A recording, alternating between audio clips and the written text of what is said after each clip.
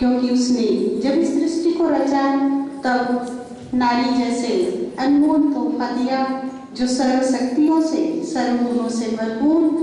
और इस सभा में उपस्थित मैं समस्त भाइयों और बहनों का प्रजापिता ब्रह्मा कुमारी ईश्वरी विश्वविद्यालय की ओर से हार्दिक अभिनंदन करते हुए बताना चाहूंगी कि आज का हमारा परिचर्चा का विषय है नारी के 4 स्वरूप। वैसे तो हम सब यहाँ पर अधिक मात्रा में नारियां ही बैठी हैं और सभी को अपने अपने स्वरूपों का ज्ञात है, चाहे वो अपने आप से हो, चाहे वेद शास्त्रों के माध्यम से हो, चाहे शिक्षा के माध्यम से हो। परंतु हम अपने स्वरूपों को आज किस ढंग से जानेंगे। हमारे यहाँ पर बहुत ही प्रबुद्ध जन इस मंच में आसीन हैं और आज के हमारे प्रमुख वक्तागण हैं जिन्हें हम वैसे भी आप सबको विदित ही है कि ये प्रश्नोत्तरी का कार्यक्रम है जिसमें हम आपसे प्रश्न पूछेंगे और हमारी ये बहनें उन प्रश्नों के माध्यम से आपको बताएंगी कि वास्तव में नारी के 4 स्वरूप कौन कौन से हैं। तो आज के हमारे कार्यक्रम के अतिथि हैं श्रीमती वीना गुप्ता जी, समाज सेविका धमतरी, डॉक्टर सरिता दोषी जी, अध्यक्ष सार्थक संस्था धमतरी, और हमारे बीच ब्रह्मा कुमारी माधुरी बहन जी, राजयोग शिक्षिका, उप सेवक नगरी। तो हम सब इनके साथ हैं और मैं ब्रह्मा कुमारी बहनों से आग्रह करूंगी कि वे हमारे मंच पर आसीन अतिथिजनों का पुष्पगुच्छ से अभिनंदन करें। और इस अभिनंदन के साथ ही हमारे बीच डॉक्टर भारती राव जी भी उपस्थित हैं। मैं उनसे विनम्र अनुरोध करूंगी कि वे नारी शक्ति के रूप माँ के ऊपर अपनी बहुत सुंदर गीतों के गीत की प्रस्तुति देंगी। डॉक्टर भारती राव जी। सभा का सभी सम्मानित माताएं और प्रबुद्धजन, आप सबका अभिवादन, आपको नमन है। माँ का जो स्वरूप है, ईश्वर की ये विशिष्ट रचना है। नारी के रूपों में माँ का जो रूप है, ईश्वर ने भी उसे स्वीकार किया है कि माँ के उस रूप से सामंजस्य, समकक्षता ईश्वर भी नहीं बना सकते हैं। और इस दायित्व को निभाने का परम पिता परमात्मा ने हम नारियों को जो अवसर प्रदान किया है, हम परमात्मा के ऋणी हैं। और मुझे ऐसा नहीं लगता है कि नारी के इस रूप को कोई भी माता कभी कलंकित करती है।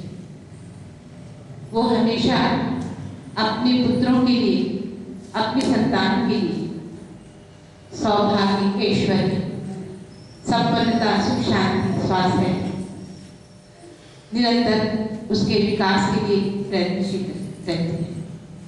मैं यहाँ पर बैठी हुई अनेक महिलाओं को देख रही हूँ कि सभी इस गरिमामय पद पर आसीन हैं। आइए स्वयं प्रभु ने जिसके लिए कहा है, मैं एक गीत के माध्यम से आपके सामने रख रही हूँ और मैं समस्त माताओं के प्रति आदर से सिर झुकाती हूँ, उन्हें प्रणाम। उसको नहीं देखा हमने कभी, पर उसकी जरूरत क्या होगी। ऐ माँ तेरी सूरत से अलग भगवान की सूरत क्या होगी, क्या होगी। उसको नहीं देखा हमने कभी, पर उसकी जरूरत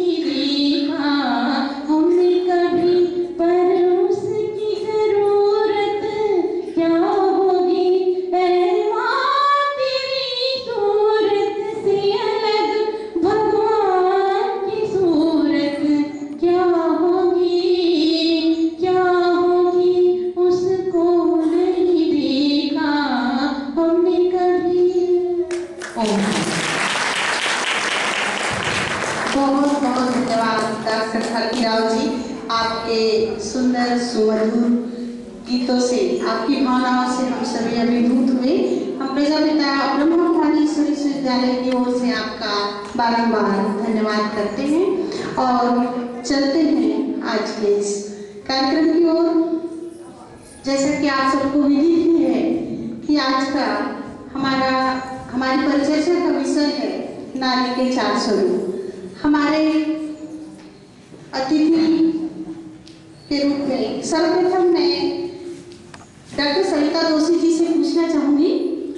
वैसे भी डॉक्टर सरिता दोषी जी को आप सभी जानते ही हैं, नाम के पर्याय के अनुरूप ही नारी समाज की श्रेष्ठ सशक्त सेवा भाव, बाल संरक्षण एवं सहजता, स्नेही भावनाओं की निर्मल धारा बहाने वाली डॉक्टर सरिता दोषी जी से मैं ये जानना चाहूंगी कि नारी के 4 स्वरूप हैं। कृपया आप परिभाषित करके इन नारी के 4 स्वरूपों को। सर्वप्रथम मैं प्रजापिता ब्रह्मकुमारी ईश्वरी विश्वविद्यालय धमतरी की संरक्षिका जो आज यहाँ उपस्थित नहीं है, सरिता बहन जी को सादर नमन करती हूँ और उनका आशीर्वाद की मैं कामना करती हूँ। सदन में उपस्थित आप सभी आत्मीय जनों का और मंच पर उपस्थित गुरु स्वरूपा आदरणीय माधुरी बहन जी को मैं सादर नमन करती हूँ। मुझे सवाल पूछा गया है कि नारी के 4 स्वरूप हैं, अनादि, पारंपरिक, आधुनिक और शक्ति स्वरूप। इन्हें मुझे परिभाषित करना है। मैं प्रयास करूंगी कि बहुत ही सरलीकृत ढंग से और क्रमशः इसे आपके सामने प्रस्तुत कर सकूं। सर्वप्रथम हम अनादि स्वरूप की बात करते हैं तो ये हम जान लें कि अनादि का अर्थ क्या होता है। अनादि का अर्थ है जिसका कोई आदि ना हो, जिसका कोई आरंभ ना हो, यानी ब्रह्म या परम पिता परमेश्वर। नारी का अनादि स्वरूप दैवी था। दैवी यानी ईश्वरीय स्वरूप। लक्ष्मी, सरस्वती, दुर्गा ये देवियां संसार के केंद्र में थीं। अनादि स्वरूप में ये तीनों देवियां इनके गुण, संपत्ति, सौंदर्य, धन, बुद्धि, विद्या और शक्ति के माध्यम से सारा संसार संचालित होता था। इस प्रकार हम देखते हैं कि अनादि स्वरूप में नारी का स्थान बहुत उच्च था और वे अपने गुणों के कारण पूजनीय मानी जाती थी। वैदिक काल में नारी के स्वाधीनता और उसके पूरी तरह स्वाधीन की नारी यज्ञों में भाग लिया करती थी और इसके अलावा घर के काम करके भी वे सार्वजनिक रूप से सहयोग किया करती थी। बहुत सी विदुषी महिलाएं थी जो वेद मंत्रों की भी रचना किया करती थी और विदुषी महिलाओं को समाज में काफी आदरणीय स्थान प्राप्त होता था। विद्वान ऋषि याज्ञवल्क्य की पत्नी ऋषि मैत्रेयी काफी विदुषी महिला थी और वे वेद मंत्रों की भी रचना किया करती थी। इस प्रकार हम देखते हैं कि अनादि स्वरूप नारी का स्वर्ण काल के रूप में हम मान सकते हैं। उसमें नारी को देवी के रूप में प्रतिष्ठित किया गया था। उसकी सर्वत्र पूजा की जाती थी। सारी सृष्टि उनके देवियों के स्वरूप से ही संचालित होती थी। अब हम दूसरे स्वरूप पारंपरिक स्वरूप की ओर देखते हैं।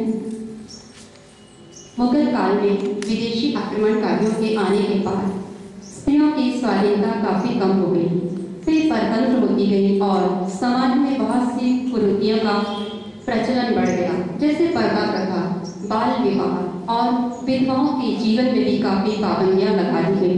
इस प्रकार स्त्रियों का जीवन काफी कष्टप्रद होता गया और पुरुष उन्हें केवल संपत्ति और दासी के रूप में उपयोग करने लगे। लेकिन परिवार में उनकी स्थिति काफी अच्छी थी। एक तरह से हम कह सकते हैं जो परंपरा निर्मित थी, बहन, बेटी, पत्नी और माँ के रूप में, वह अपने उस व्यवस्था विभाजन में परिवार की उस रिश्तेदारी में ही रहती थी।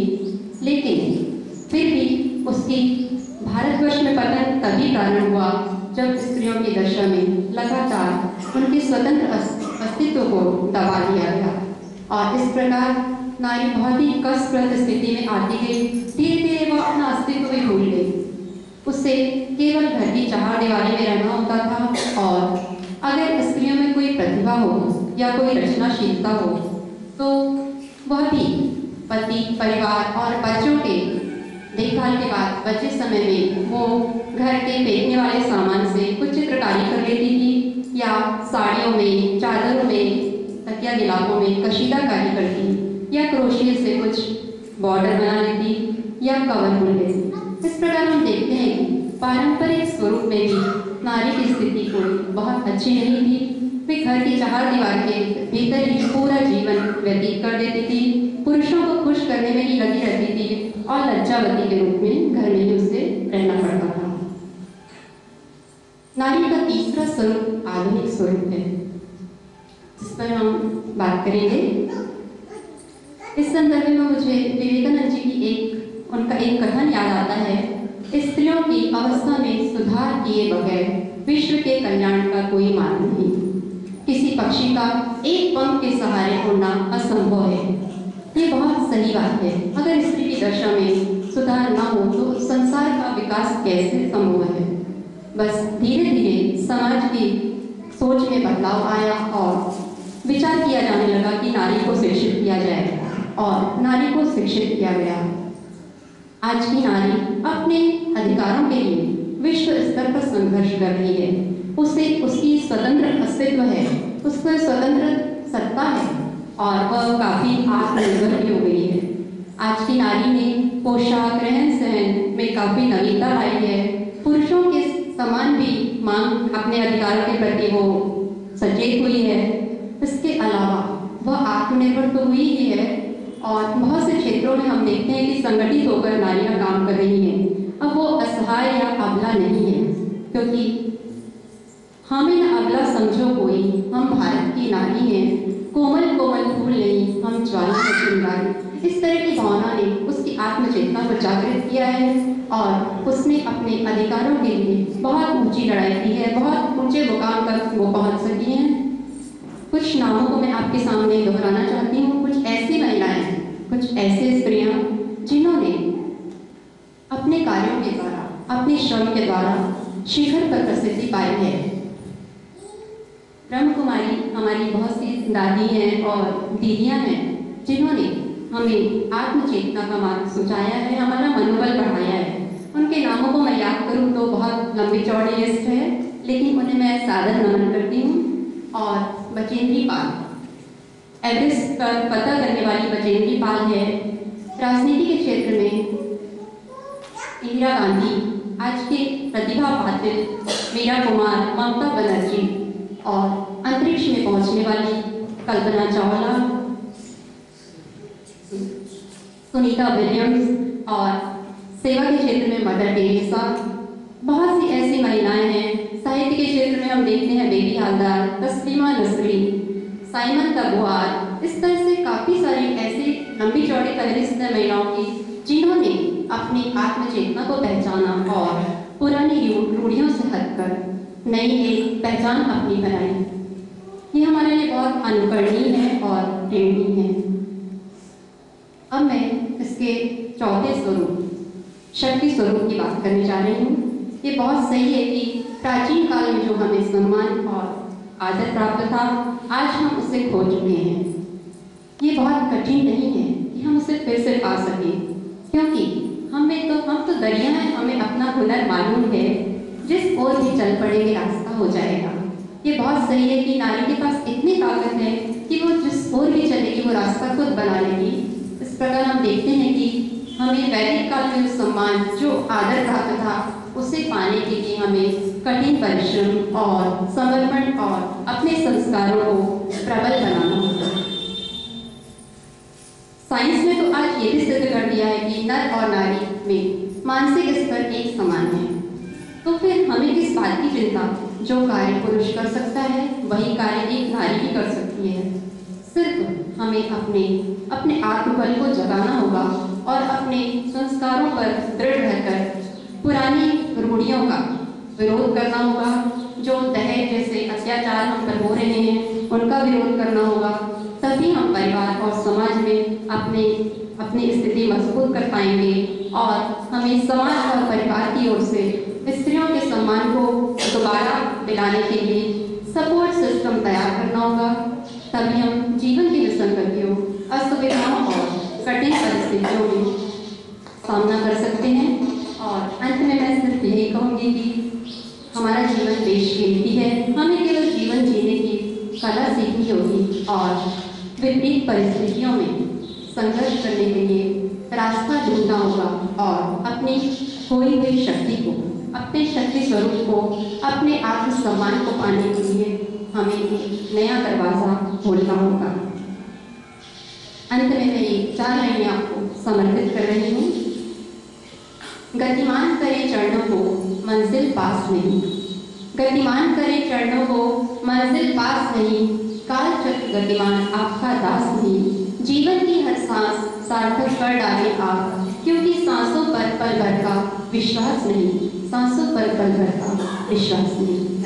बहुत धन्यवाद और आपने विस्तार से परिभाषा और उदाहरण के द्वारा एक रूपों का आपने बहुत ही साधारण ढंग से और बहुत ही सुव्यवस्थित ढंग से वर्णन किया।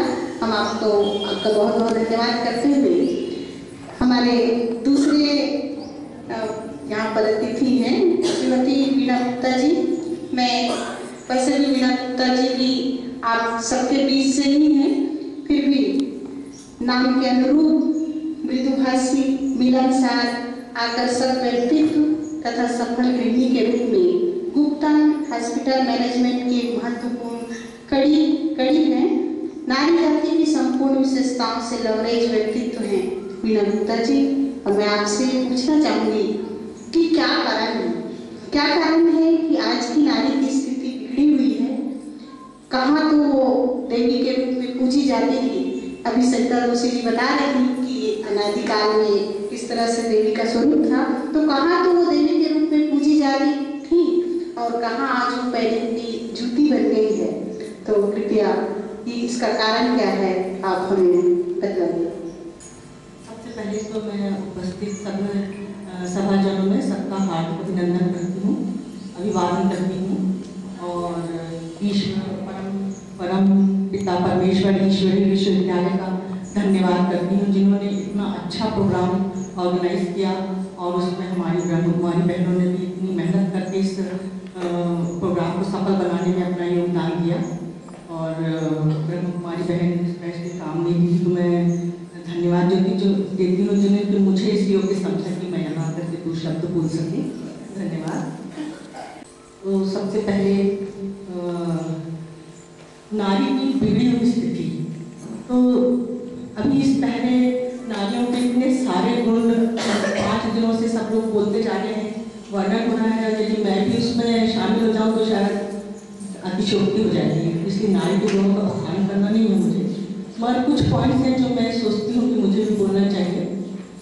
मध्ययुगीन काल में जो पर्दा सिस्टम शुरू हुआ था उसमें उसके बाद से नारी अपने पर्दे में रह करके सिर्फ परनिंदा, जेवर, कपड़े सब उसमें उलझ के रहती है। उसके आगे सोचना बहुत कम लोग कर पा रहे हैं और जो कर रहे हैं वो आगे भी बढ़ रहे हैं। जैसे कई बड़े शहरों में भी जो लड़कियाँ इतनी आगे बढ़ रही हैं और अपना नाम कमा रही हैं, कंधे से कंधा मिला करके चल रही हैं, तो ये सब चीज़ नारी के प्रोग्रेस ही दिखाती है सब।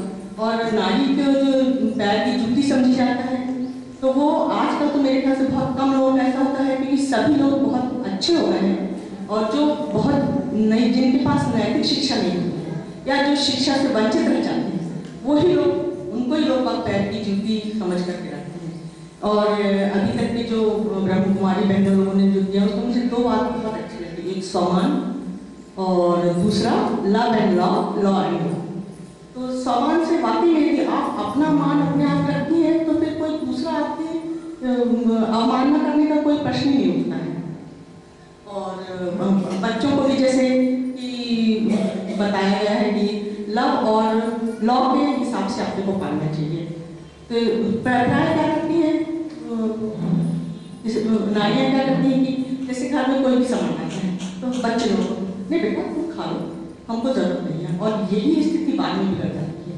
सारी चीज़ें आप अपनी बच्चों को दे देते हैं और उनको अपने लिए कुछ करना नहीं सिखाते हैं तो फिर बाद में वो आपके साथ वैसे ही करते हैं कि माँ को तो किसी चीज़ की जरूरत ही नहीं है, इसलिए कोने में इसलिए ज़रूरी है कि आप अपना करना भी चाहिए बच्चों को, और बचपन से ही उनको, जैसे कि यदि वो माँ बाप से जोर से बोलते हैं तो उनको वही रोकना चाहिए।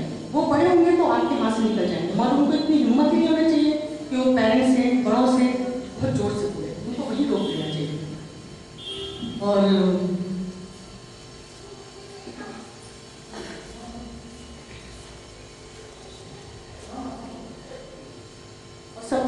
सबसे पीछे तो ईश्वरी शक्ति है ही, ईश्वरी शक्ति है ही कि इसके बिना कुछ भी नहीं हो सकता है। और जो आध्यात्म और मेडिटेशन के लिए यहाँ हमको बताया जाता है ईश्वरी विश्वविद्यालय में, वाकई इसमें बहुत ज़्यादा शक्ति, यदि आप भी उसमें शामिल हों तो आपकी शक्ति बढ़ेगी और आप अपने परिवार को और अच्छे से सुचारू रूप से आगे ले जाने के लिए सक्षम हो सकेंगे। और यदि मैं कुछ गलत कहूँ तो मैं क्षमा प्रार्थी हूँ। मैं सोचती हूँ कि ये नारियों की जगह यदि पुरुषों के लिए भी आध्यात्म केंद्र और मेडिटेशन खोल जाए तो ज़्यादा अच्छा रहेगा, क्योंकि फिर वो बलात्कार की केसेस ही नहीं होंगे, क्योंकि वो लोग भी वैसे उसे, क्योंकि उनके भी मुझे अभी जैसे टीवी में दिखा रहे हैं कि संसद में जो लट्ठा होती है और जो स्पेस में किए जाते हैं, उससे लेकर उनके आध्यात्म में जाकर के वो हो जाएंगे तो सब तो होगा ही नहीं ना। और अभी जो आप पार्टी, आम आदमी पार्टी और बीजेपी में जो लट्ठा पथरावबाजी चल रही है और इरफान सोलंकी जो झूठ बोल रहे हैं कि हमारे यहाँ पे कर दिया है और वो दिखाने से भी कतरा रहे हैं, तो ये सब बातें भी पुरुषों के लिए भी की जाए तो बहुत अच्छा है। और मैं परमपिता परमेश्वर ईश्वरी विश्वविद्यालय से रिक्वेस्ट करूँगी कि उनके लिए भी हर शहर में, स्पेशली हरियाणा और उत्तर प्रदेश में ये ज़्यादा सेंटर खोले जाए, जिससे कि उन लोग के दिमाग सही रहे, जो औरतों को, वो लोग भी असली औरतों को पैर की जूती समझते हैं, जो 18 साल की लड़की से 50 साल के आदमी से शादी करवा लेते हैं, या फिर अपने ही घर में एक लड़की को रख के पूरा काम उससे करवाएंगे और सब लोग उसको बिल्कुल पैर की जूती ही समझेंगे। तो इसलिए मैं सोचती हूँ कि यहाँ पे तो यदि हमारी जो और बहनें हैं वो कम से कम अपने घर को सुचारू रूप से चलाती हैं, और उनको पैर की जूती मेरे ख्याल से बहुत कम लोग होते हैं कि जो आजकल औरतों को, हाँ, यदि आप अपनी नैतिक शिक्षा और आगे बढ़ा सकें, अपना शिक्षा का और दूसरे गुणों में अगर आप पारंगत हो जाते हैं तो आपकी इज्जत और अधिक बढ़ती है और घर में भी आपका उतना ही मान सम्मान होता है। इसलिए अपने आप को भी आपको स्थिर रखना चाहिए। बहुत बहुत धन्यवाद श्रीमती। और आपके नए विचार सुनकर हम सभी, और आपको आपके मन में ऐसा आ रहा था कि केवल महिलाओं द्वारा संचालित है, परंतु यह पुरुषों और महिलाओं दोनों के लिए है। दोनों यहाँ नहीं, अभी तो नहीं आए हैं महिलाओं को, नहीं ऐसा नहीं है, ये तो हर जगह है देश में, यानी समान रूप से। मुझे पता है कि यहाँ पे पुरुष वर्ग भी आता है और वो लोग बहुत अच्छे, मतलब बहुत अच्छे हो जाते हैं लोग, यहाँ तो सात्विक विचारों वाले हो जाते हैं। तो इसलिए और देश में ऐसा होना चाहिए जो कि ये लड़ाई झगड़े खत्म हो जाए। नहीं, प्रजापिता ब्रह्मा कुमारी सदैव से विश्व शांति की कामना के उद्देश्य से ही इस संस्था का उद्भव, विकास और निर्माण हुआ है। स्वयं परमात्मा ने इस संस्था की रचना की है और उद्देश्य ही है कि संपूर्ण सृष्टि में, संपूर्ण सृष्टि में शांति की स्थापना हो, भाईचारा, विश्व बंधुत्व की भावना हो, यही एकमात्र उद्देश्य है। इसमें वैसे भी पुरुष और महिलाएं, भाई और बहन दोनों समान रूप से आती हैं और दोनों के समान रूप से भागीदारी है। जितनी यहाँ पर ब्रह्मा कुमारी हैं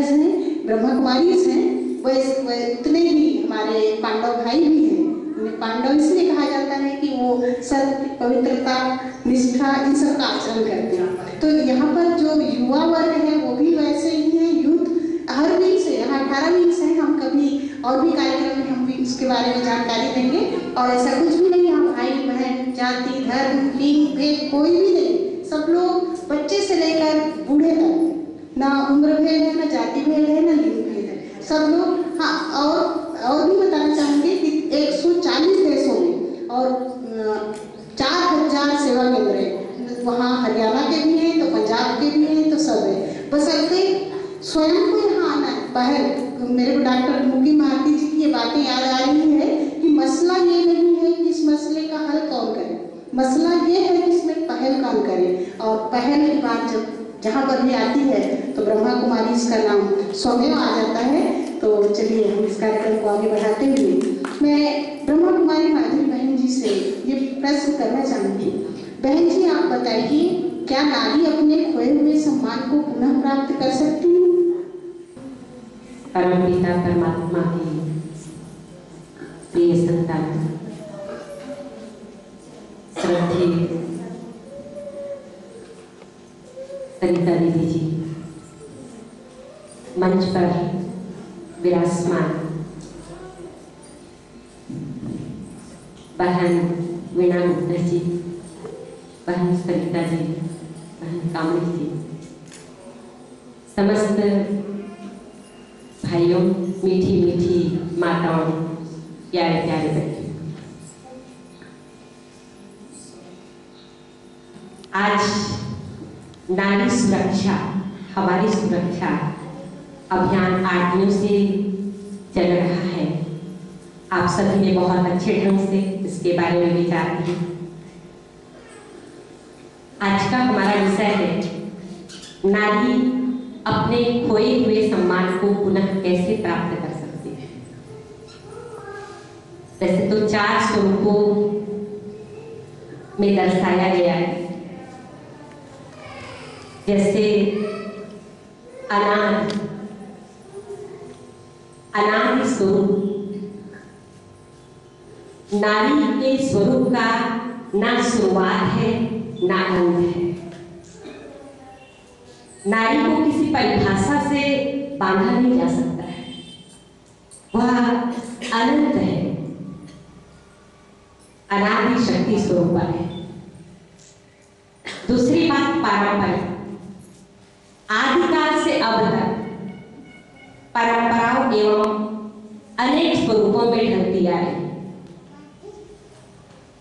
तीसरी बात आधुनिक, आधुनिक स्वरूप ही नारी का स्वरूप है। आज सामाजिक चुनौतियों में खरी उतर रही है। आधुनिकता नारी की पहचान बन रही है। किसी भी क्षेत्र में नारी पुरुषों से कम नहीं है। चौथी बात शक्ति स्वरूपा, नारी की शक्ति ही सृष्टि उत्पत्ति का आधार है। आज उन्हीं नारियों के मंदिरों में जगदम्बा के रूप में, मां सरस्वती के रूप में, लक्ष्मी के रूप में पूजन हो रही है। उन्हीं नारियों में सहनशीलता, दया, प्रेम, करुणा आदि निहित है। आज वर्तमान समय नारी की स्थिति अति दयनीय हो गई। नारी शक्ति स्वरूपा है, जो देवी के रूप में पूजन हो रहे। आज चारित्रिक नैतिक पतन हो रहा है। इसका मुख्य कारण है कि नारी स्वयं की सन्निहित अनंत आंतरिक शक्तियों से विस्मृत हो चुकी है। नारी को भगवान ने बहुत सुंदर मन दिया है। करुणा, दया, प्रेम, ममता, सेवा से भरपूर है।